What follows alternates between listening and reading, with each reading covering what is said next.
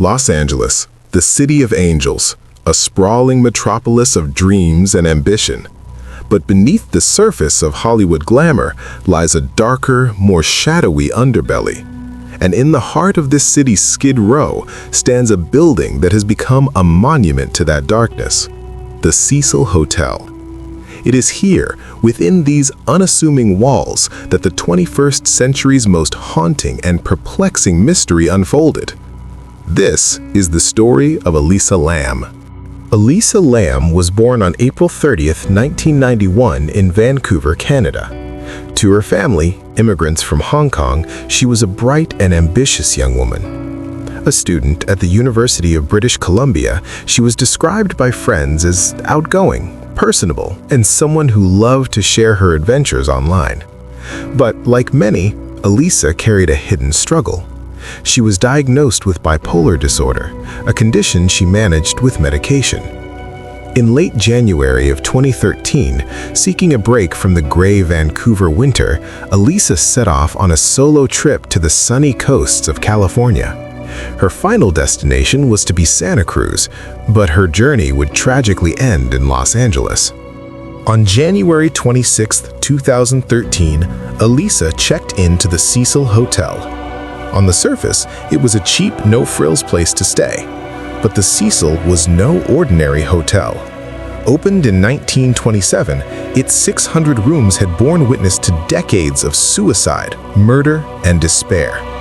In the 1940s, it was linked to the infamous and unsolved Black Dahlia murder. In the 1980s, serial killer Richard Ramirez, the Night Stalker, called it home during his reign of terror. And in the 90s, Austrian killer Jack Unterweger used it as a base to murder 3 sex workers. It was a place with a violent and troubled soul, and into this world walked a young, vulnerable woman, completely alone. The footage begins with Elisa stepping into the elevator. She's wearing a red zip-up hoodie and dark pants. She reaches out and presses multiple floor buttons, but the doors refuse to close. She steps out into the hall, peering around the corner as if looking for someone. She returns, then ducks back out, her movements quick and furtive. At one point, she hides in the corner of the elevator, pressing herself against the wall as if to avoid being seen by something in the hallway. She gestures wildly with her hands, her lips moving in what appears to be an animated, one-sided conversation with no one visible. She steps in and out of the elevator several times, her behavior oscillating between paranoia, playfulness, and confusion. After nearly 4 minutes of this strange pantomime, she steps into the hallway one last time and disappears from the frame. The elevator doors finally slide shut, and it begins to function normally. It was the last time anyone would see Elisa Lam alive. When Elisa failed to check out and missed her daily call with her parents in Canada, they reported her missing. The LAPD searched the hotel but found nothing. Desperate for leads, they made the decision to release that unsettling elevator footage to the public. It was a decision that would catapult a missing person case into a global phenomenon. The video went viral. Overnight, the internet became a hive of amateur detectives, each with their own theory. Was she being followed? Was she playing a paranormal game known as the elevator game? Had someone tampered with the footage? The speculation was rampant, dark, and often cruel.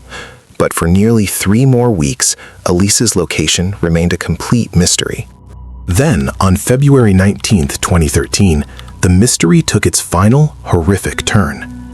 Guests at the hotel began complaining that the water pressure was low and that the water coming from their taps tasted strange and looked dark.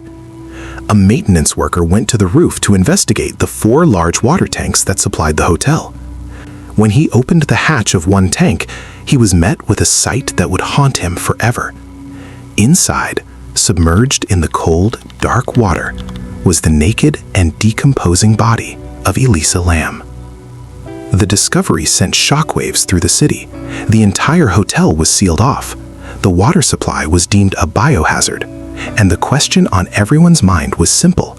How on earth did a petite 21-year-old woman get into a locked, heavy water tank on a roof with a blaring fire alarm? The investigation that followed was exhaustive.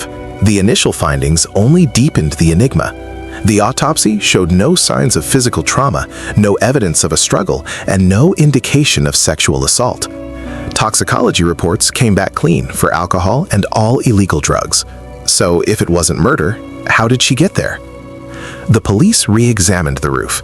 They found that the alarm on the fire door was broken. It had been disabled long before Elisa's arrival. It would have made no sound if opened.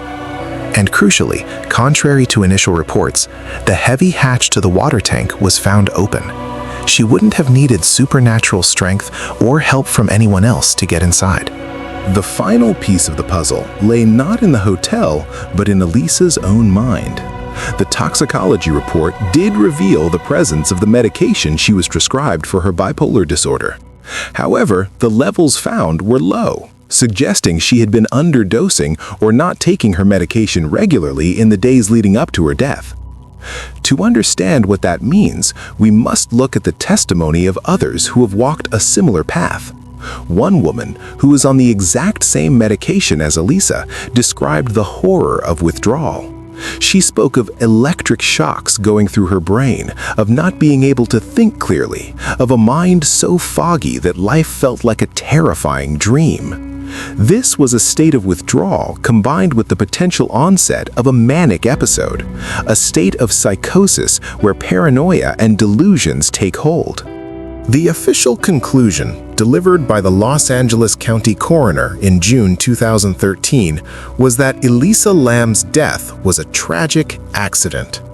The leading theory is that in a state of psychosis brought on by her untreated bipolar disorder, Elisa sought a place to hide.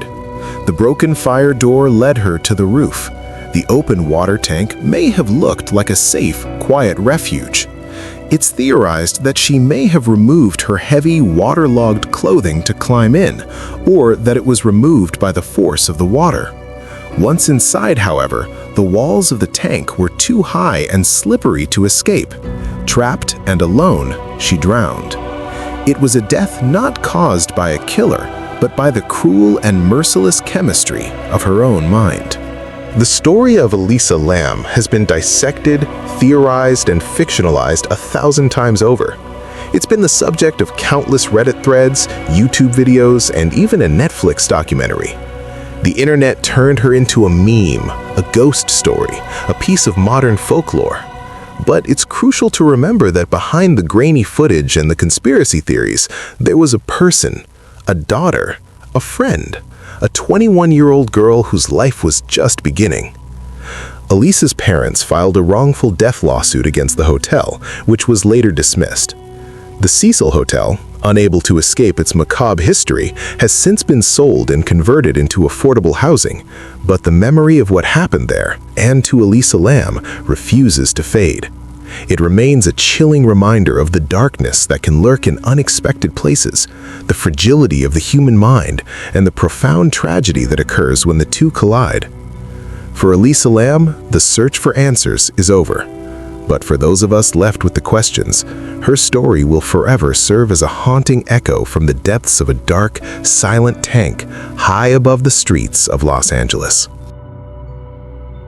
The official ruling said accidental drowning, but many people still believe there's more to this story. What do you think really happened? Write down and comment below.